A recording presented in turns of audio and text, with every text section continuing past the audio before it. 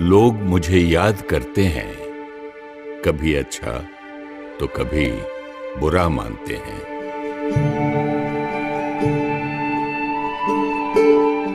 लेकिन वास्तव में मैं हूं केवल अनुभव। आज मैं आपको एक ऐसे व्यक्तित्व के जीवन के अंतिम दिनों के अनुभव सुनाऊंगा जिन्हें निराकार परमात्मा शिव ने नाम दिया प्रजापिता ब्रह्मा।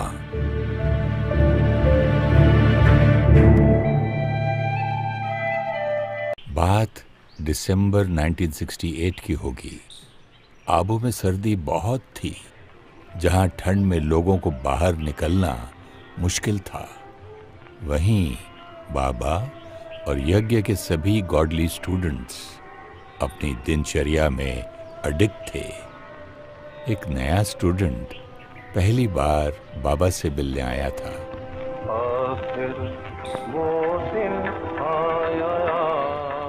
उसने अब तक केवल बाबा के बारे में सुना था, मधुबन के बारे में सुना था। निराकार परमात्मा शिव बाबा से योग पूरा था। उसे उत्सुकता थी कि देखूं तो जरा कौन सा वो भगीरथ है जिसे ज्ञान सागर परमात्मा ने चुना है। जब वो क्लास में आया तो बाबा ज्ञान मुरली चला रहे थे। पार्टी लेट आने के कारण वो स्टूडेंट पीछे जाकर बैठा। मन की बात उसने किसी से कही तो नहीं, लेकिन मुझसे छिपी भी नहीं, क्योंकि मैं ही तो वो सारे अनुभव हूँ। बाबा, बाबा मैं आ गया। बाबा मुझे देखो एक बार। बाबा मुझे एक बार देखो। कितने जन्मों से आपको ढूंढ रहा था, अब मिला तो भी पीछे बैठा हूँ, दिख भी नहीं रहा आपको। इतने में बाबा दूर बैठे उस बच्चे को देखते हैं और कहते हैं, बच्चे तो सदा बाबा के दिल में बैठे हैं। जो बच्चे बाबा को दिल में बिठाते हैं ना, वो बाबा के दिल में बैठे होते हैं। फिर चाहे यहाँ सामने हो या पीछे, दिल में तो सब आगे ही आगे है ना। इतना सुनना था कि उस बच्चे की आंखों से आंसू बहने लगे। वो खुद को रोक नहीं पाया और दौड़ के जाकर बाबा की गोदी में सर रखकर रोने लगा। बाबा ने बड़े प्यार से उसके सर पर हाथ फेरा और बच्चे बच्चे कहते हुए उसे खूब प्यार दिया और फिर उसे अपने सामने बिठा लिया। कमाल है शिव बाबा की। शिव बाबा ने ब्रह्मा बाबा को उनके 60 वर्ष की आयु में चुना, लेकिन आज भी 93 वर्ष की आयु में भी बिना आधार एकदम योगी राज की बैठक है। सिर्फ यही नहीं, आने वाले कुछ दिनों में उसने देखा कि बाबा यज्ञ प्रमुख होते हुए भी यज्ञ का हर एक छोटा बड़ा काम खुद करने से हिचकते नहीं थे।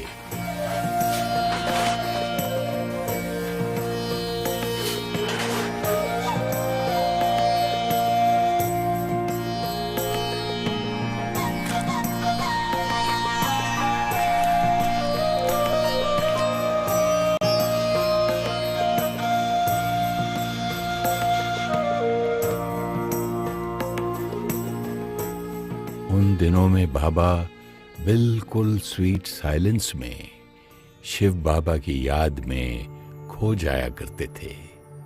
इतना कि उन्हें आसपास होने वाला शोर या आवाज का कोई भान नहीं होता था। एक बार बाबा मग्न अवस्था में बैठे थे कि ब्रह्मा कुमारी कैलाश बाबा से मिलने मधुबन आई हुई थी। जब वो बाबा के कमरे में गईं, तो उन्हें बाबा के फरिश्ते स्वरूप के वाइब्रेशन अनुभव हुए। बाबा ने उन्हें देखते ही बोला, बच्ची, आप तो संदेशी हो। एक बार वतन में देख कर आओ कि वतन वाले बाबा और इस बाबा में कितना फर्क है। दरअसल बात कुछ वर्ष पहले की है, जब कैलाश बहन ने बाबा को बताया था कि सूक्ष्म वतन में जो आकारी ब्रह्मा बाबा हैं वो बहुत सुंदर है, उनकी तो तुलना ही नहीं हो सकती। तब से बाबा ने भी खुद के पुरुषार्थ की तीव्रता को बढ़ा दिया था। बाबा के प्रेम पूर्ण आग्रह को स्वीकार कर बहन वतन गई। जब वापस आई तो बोली, बाबा, वतन में तो आप ही थे। नहीं बच्ची, बाबा तो यहाँ है ना। बाबा वतन नहीं जा सकता, इसीलिए तो आपको भेजा। हाँ बाबा, लेकिन वतन में भी आप ही थे, एकदम ऐसे ही लाइट, सुंदर ही सुंदर। बाबा ने सुना और धीरे से बहन को कहा, बच्ची, ये बात तुम्हें किसी को बतानी नहीं है। बाबा को भी अपने अव्यक्त होने के इशारे मिल रहे थे और अनेक अन्य आत्माओं को भी। पुष्पाल दादी जब मधुबन में इन दिनों में थीं, तो देखा कि बाबा और दो दादियां क्लास से बाहर आ रहे हैं। उन्होंने देखा कि दोनों दादियां तो जमीन पर चल रही हैं, लेकिन बाबा जैसे जमीन से धीरे धीरे 2-3 फुट ऊपर ही चल रहे हैं। दादी ने देखा और एकदम आश्चर्यवत होकर एक टक देखती रही। उनको लगा जैसे बाबा फरिश्ते के समान उड़ते जा रहे हैं। कुछ देर बाद वो दौड़ कर गई और बाबा को पकड़कर कहने लगी, बाबा, अब मत जाओ, यहीं रहो ना। हाँ बच्ची, बाबा तो यहाँ ही है, आपके पास है बच्ची। बाबा तो पास है ही और सदा रहेगा। उनके तो वो और करीब होते हैं जो दिन रात शिव बाबा के प्यार में खोए रहते हैं। ब्रह्मा बाबा उसी प्यार की पालना देने के निमित्त थे। वो बच्चों से दूर कैसे हो सकते थे?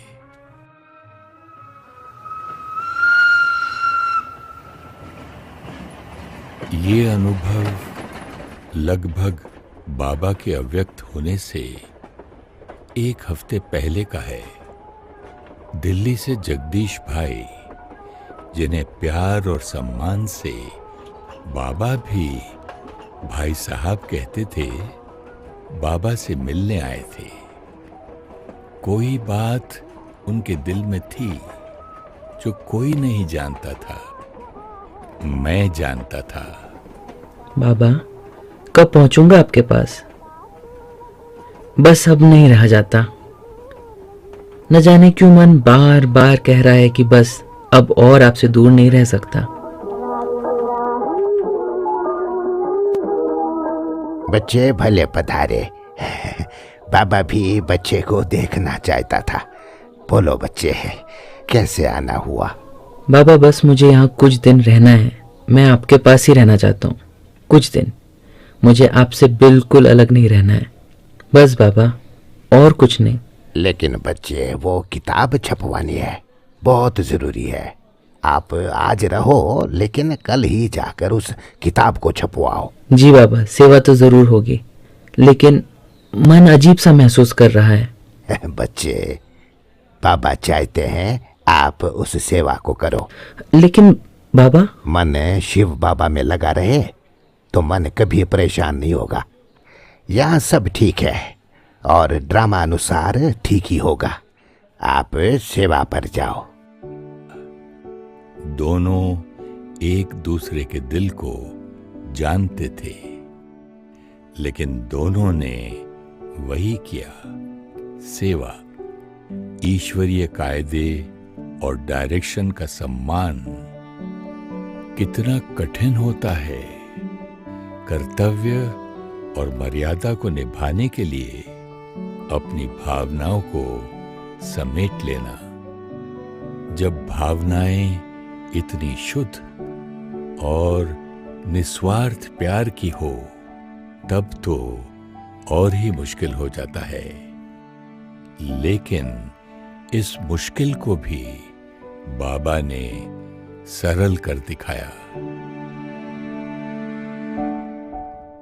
बच्चों को बाबा से बहुत बहुत प्यार था। बाल्यकाल से उनको ही अपने पिता के रूप में देखा था। और सच बताऊं तो बाबा को भी सभी बच्चों से बहुत प्यार था। बच्चे और बाबा एक दूसरे के बगैर जीवन की कल्पना भी नहीं कर सकते थे। दादी प्रकाशमणि बॉम्बे में सेवा अर्थ थी, लेकिन मास में एक बार मधुबन आ ही जाती थी। बात है 1969, 17 जनवरी शुक्रवार की। दादी एक छोटा सा ग्रुप लेकर मधुबन आई थी बाबा से मिलाने। ग्रुप 16 जनवरी को ही वापस चला गया। बाबा हम जल्दी आएंगे। दादी को एक दिन और रुकना था, क्योंकि आबू में जो म्यूजियम है उसकी बिल्डिंग को खरीदने की कुछ बात चल रही थी। वैसे तो बाबा दादियों को कभी मधुबन में एक दिन भी एक्स्ट्रा रुकने नहीं देते थे। हमेशा कहते, बच्चे आप सेवा पर हो, छुट्टी पर नहीं। बादल बनकर आए हो, ईश्वरीय प्यार का जल भरो और जाकर तड़पती हुई आत्माओं पर बरसो। गो सून एंड कम सून। तो दिल होते हुए भी दादियां कभी मधुबन में बाबा के साथ एक्स्ट्रा नहीं रुक पाती थीं। इधर दीदी मनमोहिनी इलाहाबाद मेले की सेवा पर गई हुई थी, तो बाबा के संग रहने वाली ईशू दादी ने दादी प्रकाशमणि से कहा, दादी, दीदी इलाहाबाद में है और बाबा की तबीयत थोड़ी सी ऊपर नीचे है, तो आप रुक जाओ ना। ईशु दादी, रुकना तो मैं भी चाहती हूँ, पर बाबा तो सेवा पर एब्सेंट नहीं होने देंगे ना। हाँ, सच ही था। बाबा कभी बच्चों को सेवा में किसी भी तरह की कमी नहीं रखने देते थे, क्योंकि बाबा खुद अपने अनुभव से जानते थे कि सेवा से सुख और संतुष्टता बहुत सहज प्राप्त होती है, क्योंकि सेवा के दौरान शिव बाबा की याद बुद्धि में नेचुरल रहती है।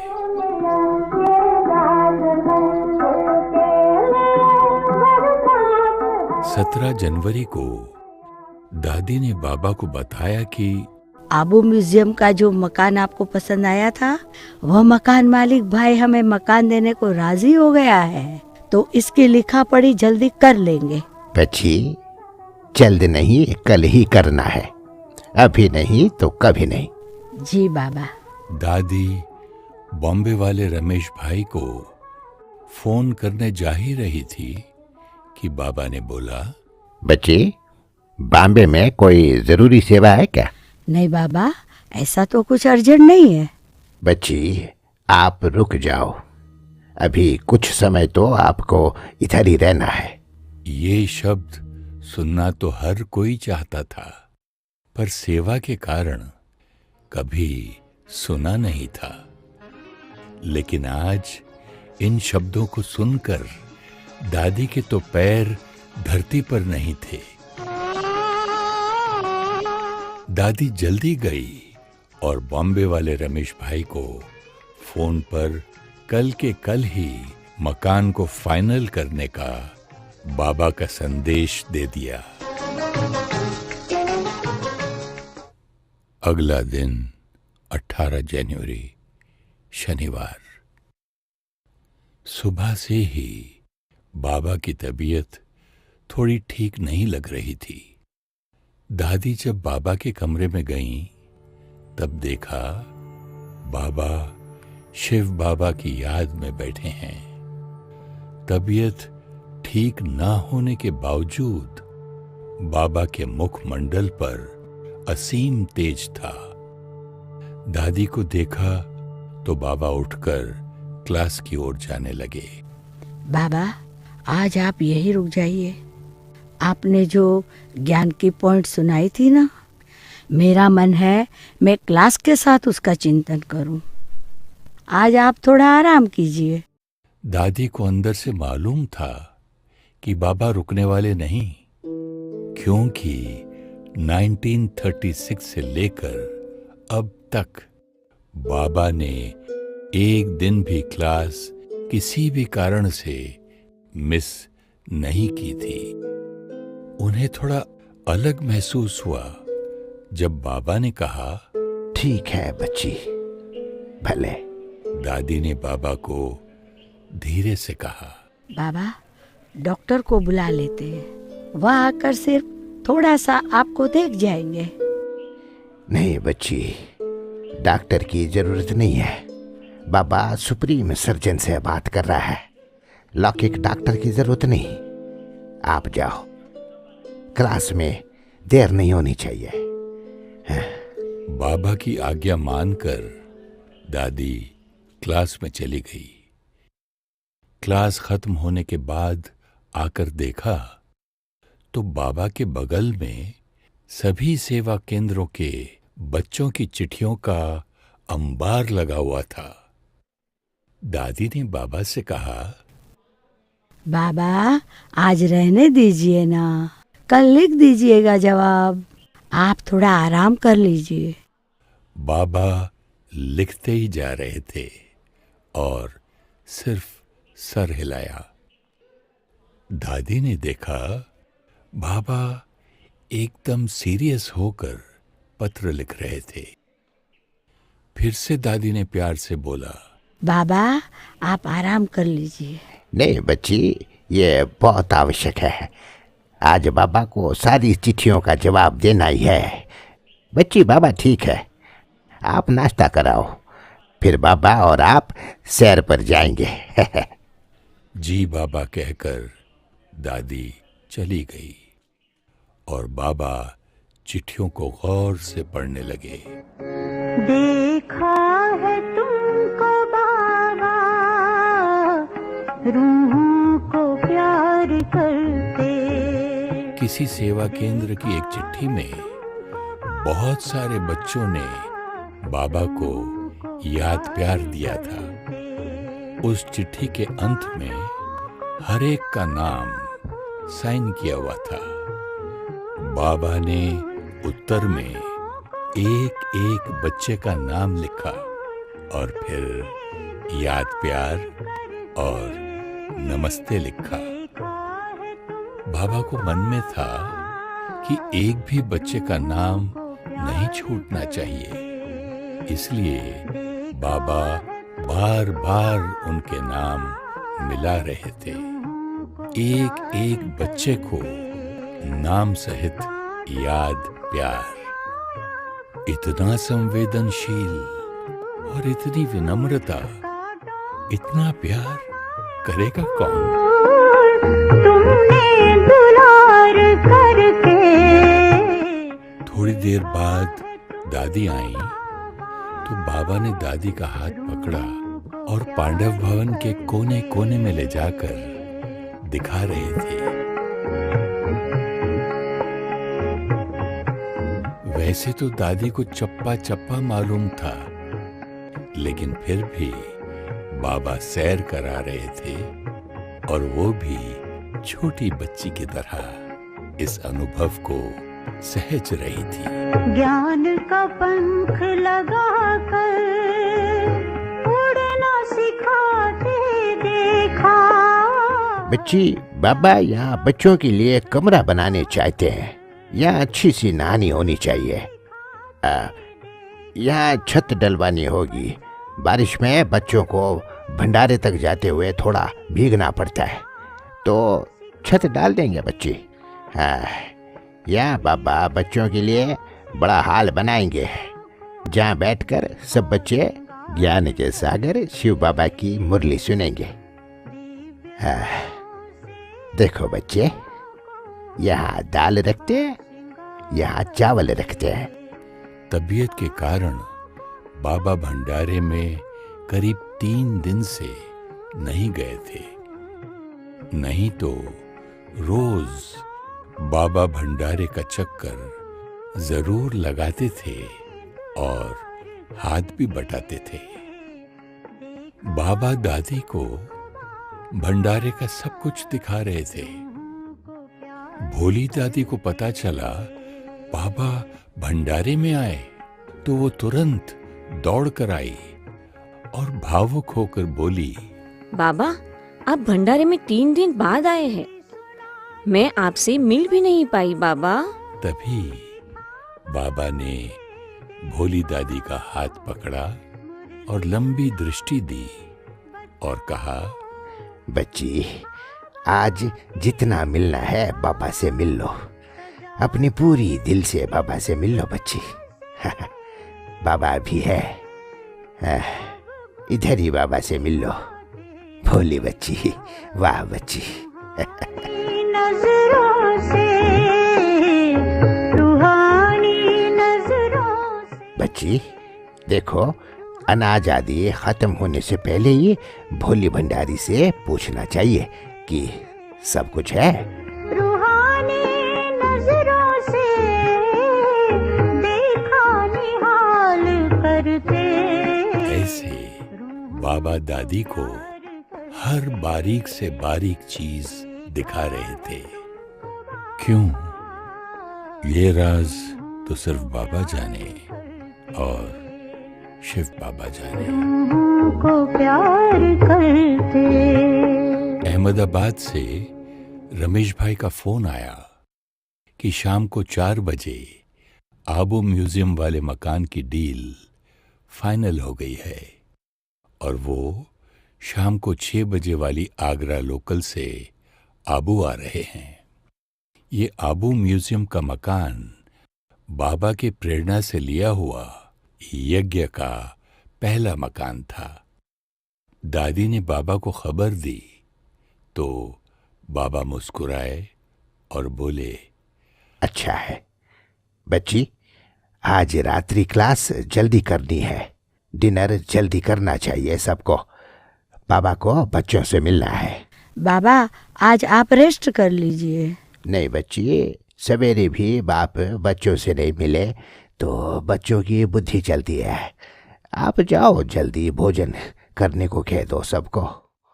शाम को बाबा क्लास में काफी देर तक केवल दृष्टि देते रहे, मानो एक एक में बल भर रहे हैं, एक एक को आधार स्तंभ की मजबूती दे रहे हैं।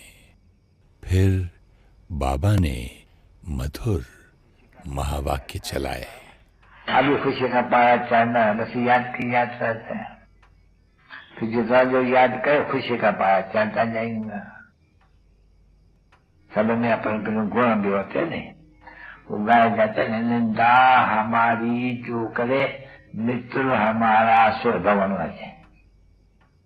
भगवान कहते नहीं, मेरी गिलानी बहुत कर मैं आके मित्र बनता हूँ, तो गाय भी जाता है नहीं। मीठे मीठे सिकल थे रूहानी बच्चों पे थे, रूहानी बाप और दादा का दिल जान सिकलते इनसे याद तारा गुड नाइट। मीठे मीठे रूहानी बच्चों पे तो रूहानी बाप की नमस्ते। लोगों कितना निम्रता प्यार निरंकार बाप का होते हैं। अच्छा बाबा छुट्टी है। रोज बाबा रात्रि क्लास के बाद गुड नाइट कहते थे।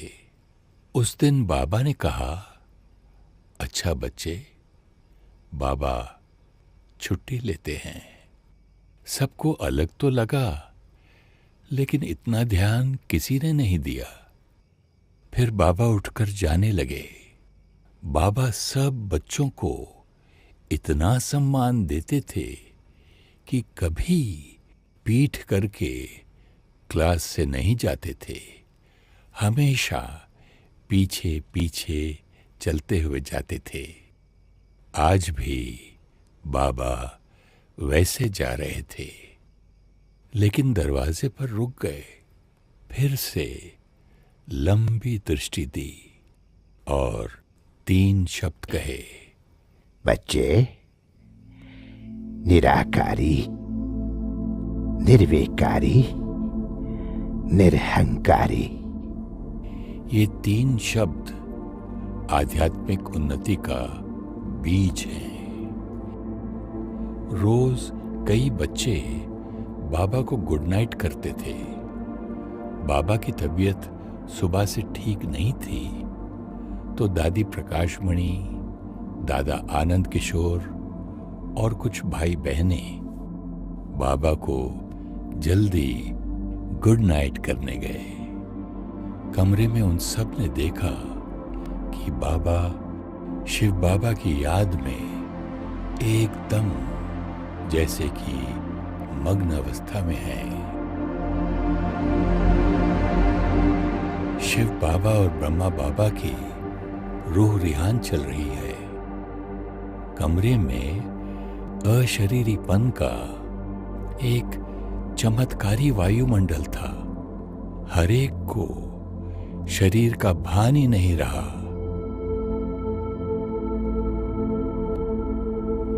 कुछ समय बाद बाबा ने इशारे से दादी को अपने सामने बुलाकर बिठाया। दादी बाबा की दृष्टि में देख रही थी। बाबा दृष्टि से जैसे मानो सारी शक्तियां ट्रांसफर कर रहे थे। फिर बाबा ने उनका हाथ अपने हाथ में लिया। दादी को अपने अंदर करंट की अनुभूति होने लगी। दादी ने बोला, बाबा, बाबा, बाबा। बाबा तो निशब्द केवल हाथों में हाथ देकर दृष्टि दे रहे थे। दादी ने आनंद किशोर को डॉक्टर को बुलाने का इशारा दिया। कुछ सेकंड की बात होगी, मानो 10 सेकंड या 20 या कितना, लेकिन ऐसा लगा मानो कितने सालों से दादी बाबा के साथ है। देखते ही देखते बाबा का हाथ ढीला हो गया और आत्मा पंछी शरीर के बंधनों को छोड़ उड़ गई। बाबा के शरीर को लिटाया। दादी को कुछ समझ नहीं आया कि हुआ क्या।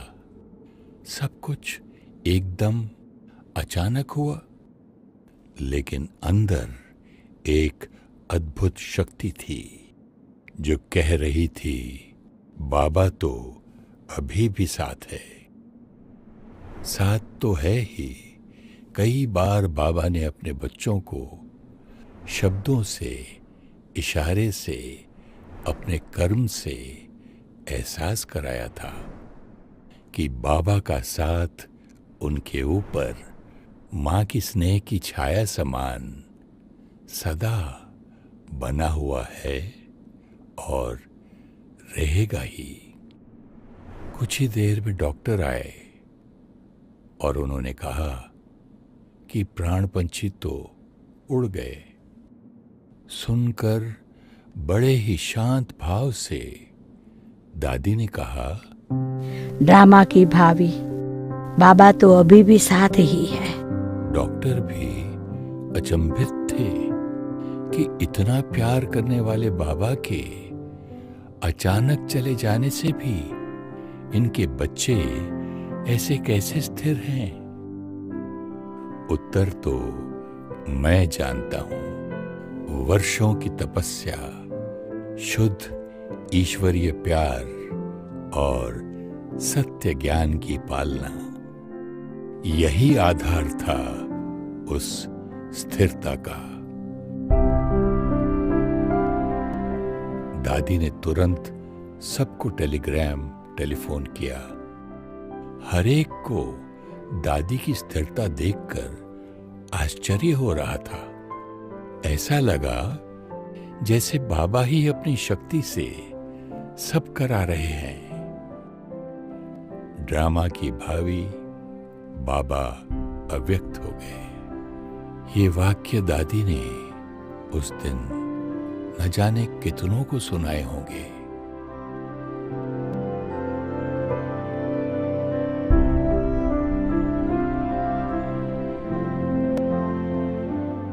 अपने प्राण प्यारे बाबा के अव्यक्त होने का समाचार न सुनने वाले के लिए न ही सुनाने वाले के लिए आसान होगा, लेकिन मैंने देखा कि फरिश्ता स्वरूप ब्रह्मा बाबा जैसे हर आत्मा को अब भी प्यार और शक्ति भर रहे थे।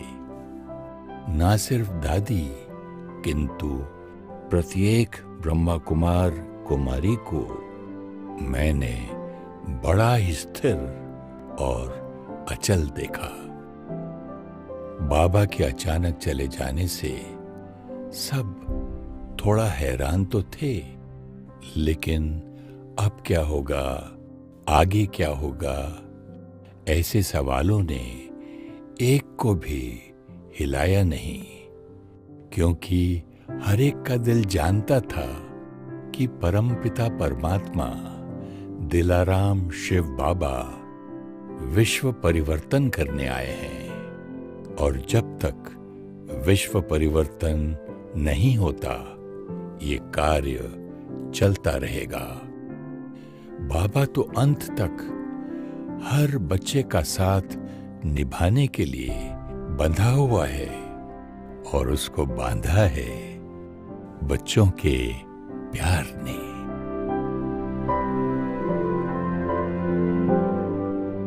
आज भी वो दिन मुझे नहीं भूलता। मैं जानता हूं विश्व कल्याण का महान कार्य शिव बाबा ही ब्रह्मा बाबा द्वारा बच्चों से करा रहे हैं। बच्चे तो केवल हाथ हैं।